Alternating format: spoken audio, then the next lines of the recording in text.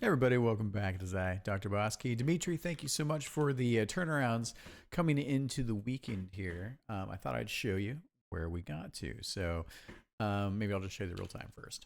All right. So we have the update on the rapid fire weapon. So this is the new, oh, you know what I need to do? I need to adjust that real quick. Let me pause this. And we're back. Yeah, it was animating too slowly. So on the rapid fire, here's what we have. It's about as fast as we can kind of get without it falling completely apart. Obviously the back end is flickering a little bit more.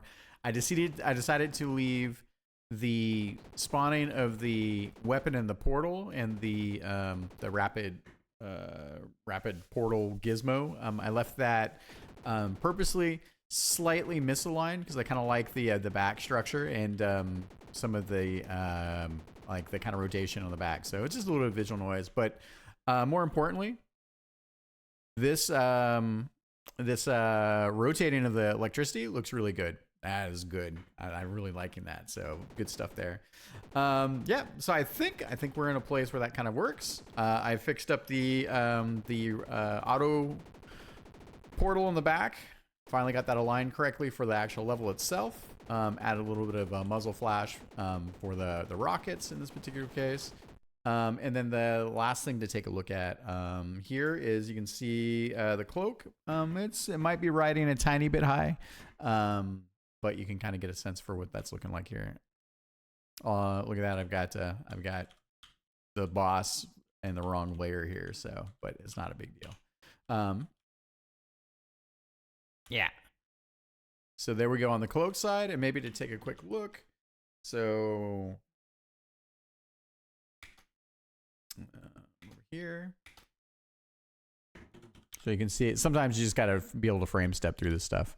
So here we go forward. I feel like the cloak in the back is looking pretty good now. I'm still using just the particles. So the one thing I didn't do is I didn't update the player sprite because we still need the frames of the cloak in the player sprite. I don't think that they're going to cover completely. And you can see that they're going to cover completely when we're switching between frames and when moving. So here you can take a look at the first frame that starts when we start to back up. And I think here it might be a tiny bit low, but I kind of like the style of that. And part of that is, check this out. So, so the thing that we get with the frames is we get that backside cloak, which is really important to covering kind of that sort of that pseudo 3D, right? But I also kind of like that we have we have just a little bit of noise, and then we have the main animation bits that are under here, all looking pretty good. So you can see that.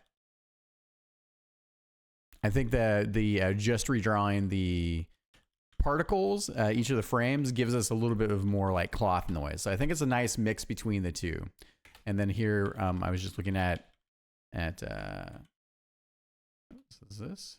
Oh, let me go back here. And at the end, I was just looking at some taps. So you can take a look here on just what happens when we tap forward, because we have to fake it a little bit. And the moment we have input, we start drawing the particle. So when we go forward, you can see here now the cloak draws in the back here. And then keep an eye on it. It will also have some visual noise. And then when we stop, it lasts for a tiny bit and then pops back, right? So, and then I just wanted to get a look for that. And I think this is actually working pretty well. It really kind of sells it there. And it gives us just enough like noise to, I think, also make it feel kind of like it's a cloak in the back. So cloak, animating cloth is a pain in the butt. And it's quite an art form. So, and then I wanted to take a look at, and then on the back side when we tap, so the same thing. So we get the frame from movement itself, and then we're drawing this extra cloak piece here on the top, which then kind of flutters. You can see it kind of, there is like a little bit of gap there.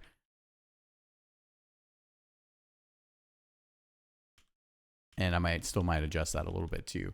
So one of the things so it took me a while to kind of take the last round of art assets, Dimitri, and to process them. So I'm going to give this back to you. So I wound up rotating the cloak. We need to match this cloak frame itself. And that way, like, I don't have to keep massaging it every time we change the art. So, but I think the hybrid approach works. So if you could you could deliver me a version of DBK. So that has the cloak frames back in the player, because I think that is super important per the conversation. And other than that, I'll reattach what these frames look like here too, because the one you gave me was it was too vertical. So and I'll do that right now. In fact, let's see. Okay, cool. But other than that, I think I mean we've come a long way with DBK for our Interstellar Sentinel 2. And did I have any other feedback for you? I think that was pretty much it. All right. Okay, cool. Awesome. I'll get this up for you and I will talk to you soon. Thanks.